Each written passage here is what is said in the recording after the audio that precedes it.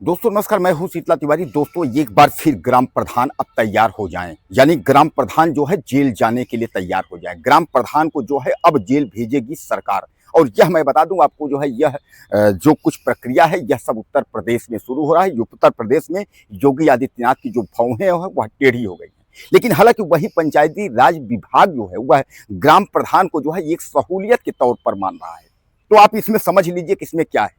अभी तक क्या था कि ग्राम प्रधान की शिकायत जो है कोई भी कर देता था, वह किसी भी ग्राम का निवासी हो, वह किसी भी राज्य का निवासी हो। अगर किसी से ग्राम प्रधान की अगर थोड़ा अनबन है तो वह ग्राम प्रधान के कार्यों की और ग्राम प्रधान के विकास को लेकर के, या ग्राम प्रधान से अगर निजी भी दुश्मनी है तो वह ग्राम प्रधान की शिकायत कर देता था। अभी तक ये था, लेकिन अब ऐसा नहीं है।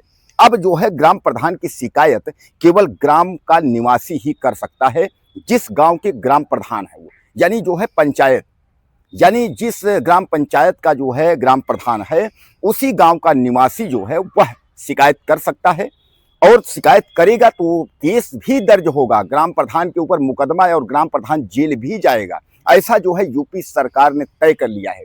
पंचायती राज विभाग ने इसकी जानकारी दे दी है, मीडिया एवं अन्य लोगों को भी बता दिया है कि अब ग्राम प्रधान जो है सतर्क हो जाए। ग्राम प्रधान अब किसी भी प्रकार की उल्टा सीधा हरकत या विकासों में घोटाला या लूटपाट यह सब जो है बंद कर दें। दोस्तों आपने सुना होगा कि ग्राम प्रधान की जो है कभी जो है इंदिरा आवास के नाम पर लूट रहा है, 10,000 15,000 प्रति व्यक्ति ले रहा है। कभी जो है वृद्धा पेंशन या विधवा पेंशन पे पैसा ले रहा है। कभी प्रधानमंत्री आवास का कोई योजना है उस पर पैसा ले रहा है। यानी कभी जनता का अगर कोई भी विकास का कार्य करना है तो ग्राम प्रधान जो है उनसे पैसा ले रहा है, जबरन पैसा ले रहा है। उसके अकाउंट से उनके जो ग्राम प्रधान के जो दलाल हैं वह जो है पैसे निकाल लेते हैं। जैसे कि इंदिरा आवास अगर उसने दिया तो अब हालांकि ग्राम प्रधान जो है नहीं जाता, लेकिन ग्राम प्रधान कुछ दलाल जो है अपने रखे हुए हैं साइड में, और वह दलाल जो है वह जा करके आपके अकाउंट से अब बात कर देंगे, भैया कॉलोनी तो हम आपको दे रहे हैं, यानी इंदिरा आवास आपको मिलेगा, लेकिन जो पैसे हैं 1,20,000 या 1,10,000 जो है उसमें 10-20 हजार रुपए जो है देखिए प्रधान जी को चाहिए। तो दलाल जो है उसमें से 10-20 हजार रुपए जो है ले लेते हैं। और दोस्तों गांव में क्या है कि गांव में तो ठेका भी लिए हैं। गांव में आपको विधवा पेंशन बनवाने का, वृद्धा पेंशन बनवाने के दलालों का ठेका है।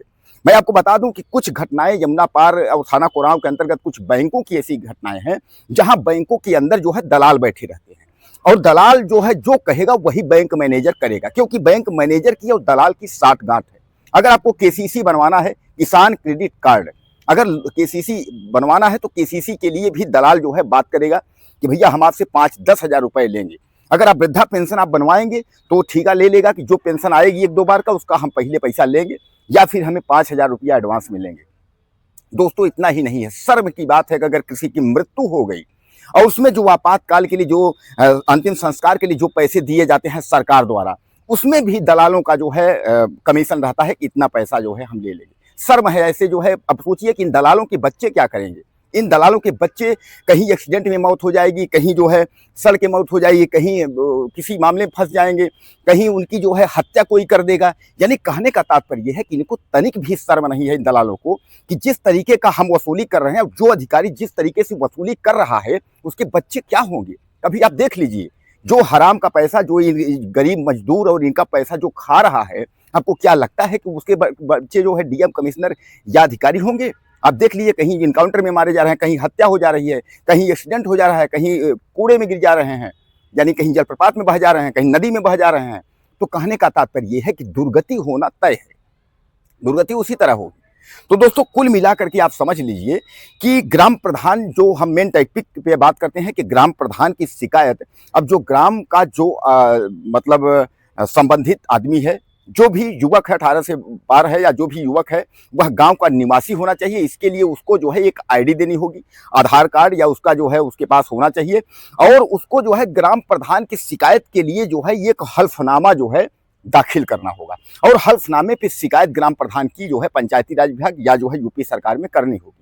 उसके बाद अगर ग्राम प्रधान की जांच होगी, ग्राम प्रधान अगर उस कार्य में लिप्त अगर पाया जाता है तो उस ग्राम प्रधान के ऊपर मुकदमा करके उसको जेल भेजा जाएगा। लेकिन ध्यान रहे कि अगर आपने जो शिकायत की है यह मनगढ़ंत शिकायत है, या किसी भी प्रकार की आपने जो है ग्राम प्रधान के टेंशन में या ग्राम प्रधान की एलर्जी में अगर आपने ऐसा किया है, तो फिर आप ये भी समझ लीजिए कि आप भी जेल जाने के लिए तैयार रहिए। यानी यूपी सरकार ने जहां एक और इस नियम को जो है लगाया है, वहीं आपको भी सतर्क रहना होगा। कि अगर किसी ग्राम प्रधान को अगर उसके ऊपर आप कार्यवाही कर रहे हैं तो आप यह समझ लें कि जिस विषय पर आप कार्यवाही कर रहे हैं, जिस विषय की आप शिकायत कर रहे हैं, उसका पुख्ता सबूत आपके पास होना चाहिए और यह कन्फर्म होना चाहिए कि ग्राम प्रधान ने ऐसा किया है, ग्राम प्रधान ने कॉलोनी में पैसा लिया है, ग्राम प्रधान ने विधवा पेंशन लिया है। ऐसे आपके पास अगर डॉक्यूमेंट्स हैं तो आप मीडिया को भी, हम लोगों को भी सबमिट कर सकते हैं और मीडिया को सबमिट के बाद आप कंप्लेन कर सकते हैं। आपके ऊपर कोई भी बौछार नहीं होगी, चाहे ग्राम प्रधान जितना भी बड़ा दबंग हो।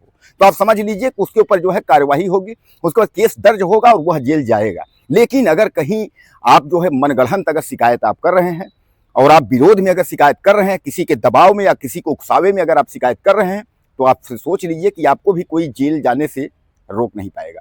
तो दोस्तों, इसलिए जो है ग्राम प्रधान को एक तरफ जहां उनके ऊपर अपराध दर्ज कराना जो है आसान हो गया है, वहीं दूसरी तरफ जो है जो ग्राम प्रधानों के ऊपर बाहरी कोई लोग, दूसरे गांवों के, दूसरे ग्राम सभा के या अन्य जगह के लोग जो है शिकायत कर देते थे, उनसे ग्राम प्रधानों को एक तरफ मुक्ति मिली है।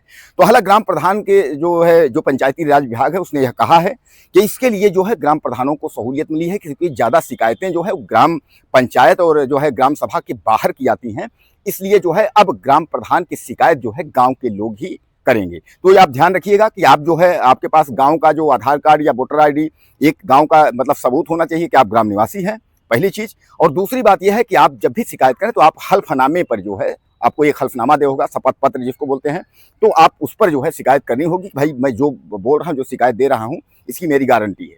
तो दोस्तों, कुल मिलाकर के ग्राम प्रधान के बारे में आप कोई अगर कुछ कहना चाहते हो, अगर आपकी जो है कोई राय हो, तो मुझे आप ज़्यादा से ज़्यादा मैसेज करें और चैनल को सब्सक्राइब करें। अगली वीडियो में फिर मिलते हैं।